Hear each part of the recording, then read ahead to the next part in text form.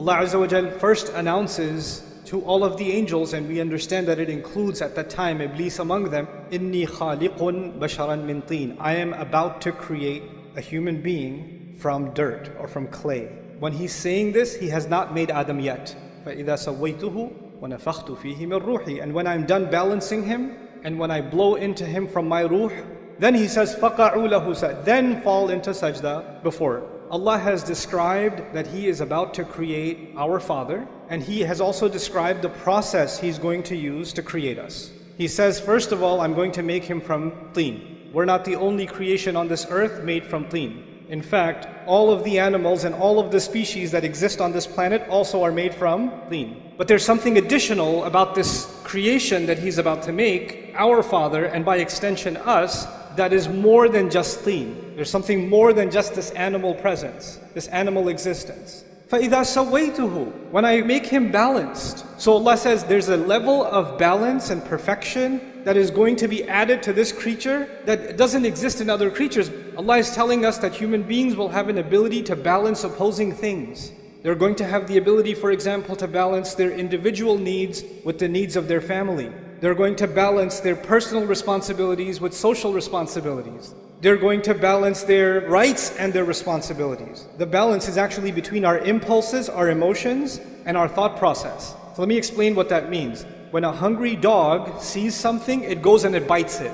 It doesn't think about the consequences. There's the emotion and then there's the action. That's it. But human beings, they can look at something and say, no, that's illegal. No, that's haram. You're getting late for work. There's a red light. Right? You have the ability to balance your emotion, your need, your desire to get to work early, but your need to abide by the law and stop at the red light. We're able to balance our thoughts and our emotions. Unlike other species, when they have an emotion, they have an impulse, they jump on it, they react. But we can think about the consequences, we can think about the long term, we can hold ourselves back. Allah Azza wa Jalla here says, human beings will be made with this amazing ability of balance. Then He says, وَنَفَخْتُ فِيهِ مِنْ رُوحِي. And then on top of that, I will blow into him from my own ruh, meaning the ruh that Allah especially designed for this human being, this special thing that will connect him, this human being, and Allah together in a unique way. That's what's going to be inside him. So this ruh is inside him, unlike other animals and other species. There's a special kind of thing, a special kind of light inside this human being. So he's made up of these three things. He's made up of dirt, and he's made up of this balance, and he's made up of this ruh. And He let the angels know, these are the three parts that will make this human being amazing. And when these three things come together, then فَقَعُوا لَهُ سَاجِدِينَ. Then fall into sajda. It's important to note, the angels don't just see the seen. The angels are creatures of the unseen. So what is invisible to us, like the arsh of Allah, what is invisible to us like the jinn, what is invisible to us like the secrets of the skies, many of them, the angels, they travel through the skies. And then on top of that, they get to communicate directly with Allah. Allah talks directly to the angels. And Allah is telling them that this creature is so incredible. Of all the vast universe that He created, He says this one thing is so powerful that every last one of you should be overwhelmed at what Allah has done when He created Adam. That you should fall into sajda. فَسَجَدَ الْمَلَائِكَ كُلُّهُمْ أَجْمَعُونَ. All of them, all together fell into sajda. How big of a deal is the creation of Adam alayhi salam? So now, this announcement is made. And Iblis, we know, heard this announcement also. And if Iblis heard this announcement, he also knows that Adam is made up of three things. But we know that when, Allah tells us that when he refused to do sajda, he turns to Allah. He doesn't say, خَلَقْتَنِي مِن نَارٍ وَخَلَقْتَهُ مِن طِينٍ وَسَوَّيْتَهُ وَنَفَخْتَ فِيهِ مِن رُوحِكَ. He doesn't say that. He says, you made me from fire, you made him from dirt. That's just one of those three things, isn't it? There's two more things. And He knows about those two other things. He knows about the taswiyah, the balance of the human being. He also knows about the ruh that is inside the human being. But when he complains to Allah that you made him from dirt, he pretends that he doesn't know about those other two things. But he does. He fully knows. When he denies these other two things, he knows that if he acknowledges those two things, then he has to acknowledge how incredible the human being actually is. But if he only acknowledges the dirt, if he only acknowledges the mud, then what's the difference between Adam and a horse?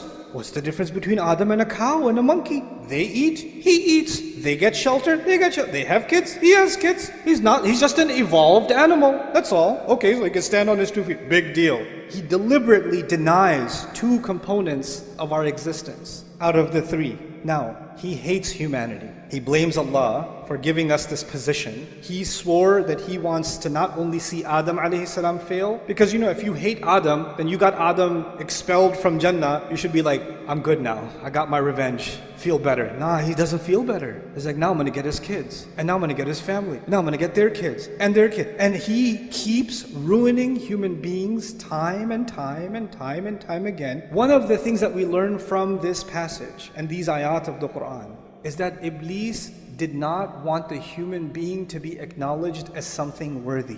One of his greatest successes, if he can convince you and me that in fact you're not worthy. Self-worth, valuing yourself, respecting yourself as a human being is actually one of the great crises in the world today. Oh, I used to have a job, but I'm retired now. Nobody cares about my opinion. I'm worthless. I just sit home all day. My son has a job. My daughters are gone away to college, and I'm just useless here. I'm just a burden on everyone. There's an old man sitting in his home thinking he's completely worthless. All I can do is just go to the masjid and come back, but I live with this worthlessness inside me. It's just better if I just die. A young man lives with worthlessness. He says, my brother graduated. My cousin got a job. Everybody else is doing better. This one already got married. Look at me. I've got nothing. Everybody tells me I'm a loser, I must be a loser. What does Iblis want to do? He wants to get people to say things around you in your life. They'll say things to you that make you feel worthless. They don't even realize they're doing it, but they're having this effect on you when you start thinking, yeah, maybe I am worthless. Maybe I'm not that big of a deal. I'm a nobody. Once you develop low self-esteem, you don't value yourself, then you're always thinking the only way I will be valued is if somebody else values me. If somebody else approves, then I have value. So I'm gonna take a picture of myself. I'm gonna make sure I change all the filters enough times, and then I'm gonna post it online, and I'm gonna wait for somebody to do this, or somebody to put one of these, or at least a mashallah or something. Give me something, because if somebody gives me, I have some value. Okay, now what do I gotta do? I need more value, because I'm worthless again. I haven't posted in 2 days. I need to get back on. I need to feel valued again. When you don't have enough value for yourself, you're always looking for value from where? Somewhere else. Someone else. Always looking for somebody else's approval. Always looking for somebody else's compliment. You didn't say anything. What do you think? What do you think I should do? What do you think of this? What do you think of that? Constantly asking for somebody else's opinion. Because without it, you're worthless. When you have low self-esteem, then you can't deal with any of your rights. Like, people can walk all over you, they can humiliate you, and in your head you're like, yeah, I deserve it, I'm scum anyway. What's even better is Iblis comes to those in your life sometimes and he says, hey, say this to him. Say, you know what? I know I treat you like a dog, but you deserve worse than that. So you should be happy that I even treat you this much. And you hear that enough times, and what happens? You start internalizing it. Because human beings, even if you reject something at first, if you hear it enough times, you start getting influenced by that. You start seeing yourself that way. When you start developing this is a great victory of Shaytan, because Shaytan says, that's what I was saying, man. That's exactly what I was saying, just dirt. Look at him. What ballads, what ruh. And what does Allah do? Before you and I even came on this earth, because of what our Father was given, which we have been given, the creation of our bodies, then on top of that the taswiyah, and on top of that the ruh. He gave us an honor above all of Allah's creation, and all of Allah's creation see us as a miracle of Allah, worthy of all the angels falling into sajda, in awe of what Allah has done. So now the angels in the heavens are impressed with you, and you're not impressed with yourself. You think you're worthless. But this is one side of the equation, that we value ourselves. But Iblis, he's got multiple tactics. One subject that keeps coming up is self-love, self-worth, self-esteem, which is what I'm talking about too, but you can take that too far. You're amazing. You're the best. Believe in yourself. You. Nafsuk, nafsuk, nafsuk. And you're like, yes, nafsi, nafsi, nafsi. You become like obsessed with, yeah, I'm awesome. I'm amazing. And then some parents do this to their kids. You're the princess. Little 4-year-old girl. You're my princess. Everybody else is ugly. You're the prettiest. You're the best. And this little girl turns into a monster. She goes at school and she goes, the princess is here. Kiss the ring. Like she develops this like inflated sense of self.